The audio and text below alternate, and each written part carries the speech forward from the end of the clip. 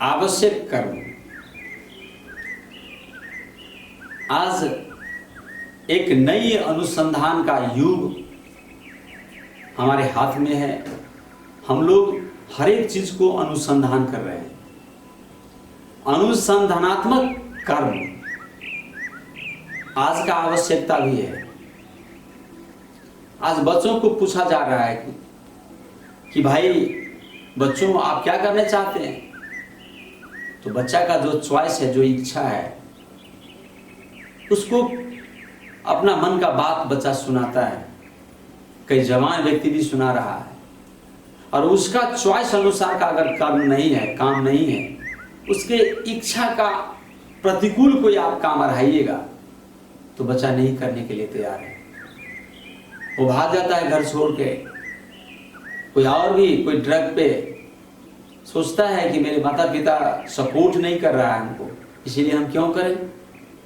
तो कुछ बच्चे ऐसे हैं जिसको अपने माता पिता अपना ढंग से कुछ बनाने का प्रयास कर रहा है। कुछ माता पिता ऐसे भी हैं कि कहता है कि भाई जो मर्जी हो वही करो, बच्चों को मत कोई सताओ।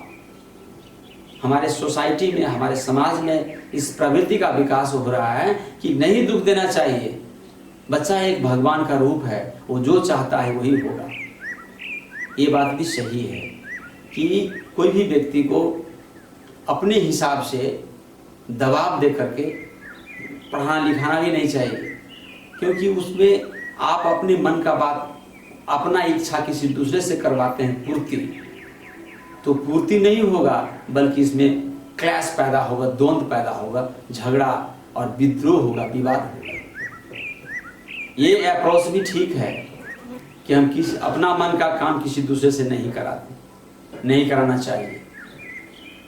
तो ये भी हुआ तो जो मर्जी होगा वही करेगा, तो ये हुआ लगभग ठीक, क्योंकि जो चाहता है वो करने से, शांति से कर रहा है तो बहुत बढ़िया बात है।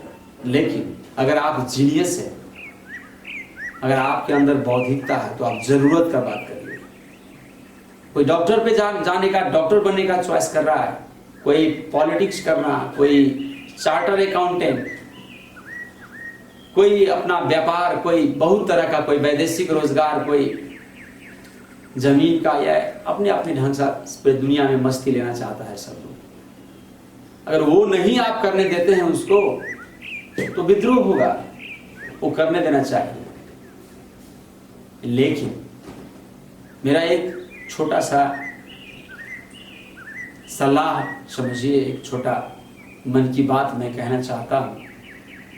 अगर आप बुद्धिमान हैं, आपके अंदर सोचने का क्षमता है, तो आप अपने अनुसार का चॉइस नहीं करिए। वो अपने का तो हर एक व्यक्ति कर ही रहा है, अपने हिसाब से तो हर एक व्यक्ति जीता है।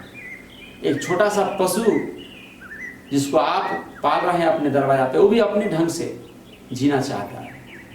तो ये तो न्यूनतम मान्यता हुआ, कम से कम इतना तो हर एक व्यक्ति को करना चाहिए, अपने ढंग से जीना चाहिए। लेकिन अगर आप ज्ञानी हैं तो आपको जरूरत के हिसाब से जीना चाहिए। अगर आप विवेकी हैं तो आपको जरूरत के ढंग से देखना चाहिए कि आखिर क्या, कौन सी काम, कौन सा क्षेत्र ज्यादा खतरा में है, कौन सा व्यक्ति ज्यादा खतरा में है। अगर आप प्रशासक हैं, आप राष्ट्रपति हैं, तो आपको देखना चाहिए कि कौन जिला, कौन प्रदेश ज्यादा खतरा में है, उसको प्रमोट पहले करना चाहिए। मान लिया जाए आपको हाथ में घाव लगा हुआ है, दूसरा हाथ स्वस्थ है, तो आपके उस पे खर्च करना चाहिए जो खतरा में है, जिसमें घाव है, उसका उपचार जरूरी है। इसी भांति अगर आपके अंदर विवेक है तो आप पूरे समाज के लिए, पूरे देश के लिए आप सोच करके कौन सा बहुत 5 या 10 या 20 वर्ष में खतरा में जा रहा है, उसको मद्देनजर करके टाउन प्लानिंग, एक बस्ती, एक शिक्षा, एक पानी, एक बिजली, एक ऐसा व्यवस्था जिसके कारण से पर्यावरण कंट्रोल हो। आज पर्यावरण बहुत बड़ा रिस्क में है। व्यक्ति से आप मिलिए तो उनका इच्छा है डॉक्टर इंजीनियर बनने का, बिजनेसमैन, चार्टर अकाउंटेंट बनने का, फैक्ट्री खोलने का, लेकिन हम लोग जहां जीते हैं वो संपूर्ण पर्यावरण ही दूषित हो रहा है। क्या पर्यावरण हमारा लक्ष्य नहीं होना चाहिए? पर्यावरण शुद्धिकरण के लिए, डस्टबिन मैनेजमेंट के लिए, डर्टी मैनेजमेंट के लिए अब इसका व्यवस्थापन होना जरूरी है। यह है जरूरत का चीज। हमारा पानी गंदा हो रहा है, हमारा अन्न दूषित हो रहा है, हम जो साग सब्जी खाते हैं उसमें इतना ज्यादा पेस्टिसाइड का यूज हो रहा है। खा करके शुद्धता से धो के खाते हैं, फल फूल जो पा रहे हैं, जब जितना फल है उसमें भी बिख का अंश ज्यादा हो गया है। ये मानव सभ्यता ही समाप्त हो जाएगा।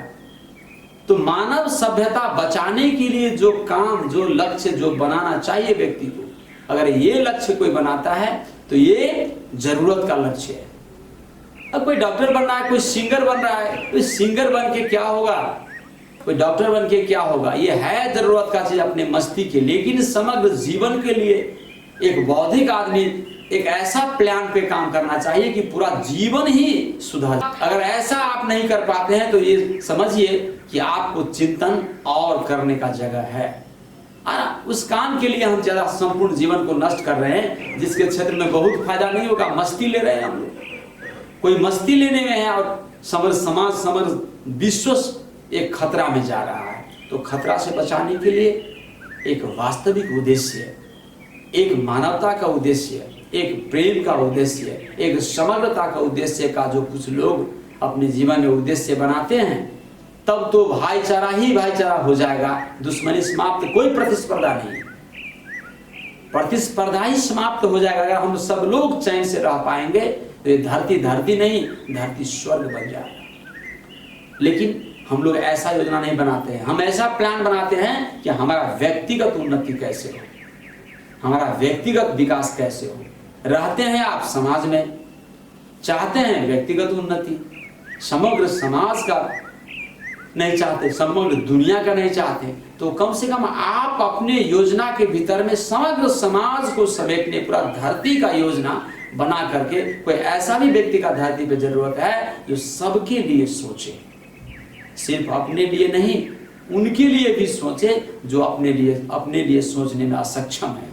चिंतनशील व्यक्ति, बुद्धिमान व्यक्ति, ज्ञानी व्यक्ति और प्रेमी व्यक्ति के हाथ से ही, इच्छा से ही ये उद्देश्य पूरा हो सकता है। मेरा मान्यता है, मेरा मानना है कि ऐसा उद्देश्य आज का उद्देश्य है, और अगर ये होता है तो ये जीवन बहुत ही संतुलन और बहुत ही सुखकर और आनंदमयी होगा। ये मेरा मानना है।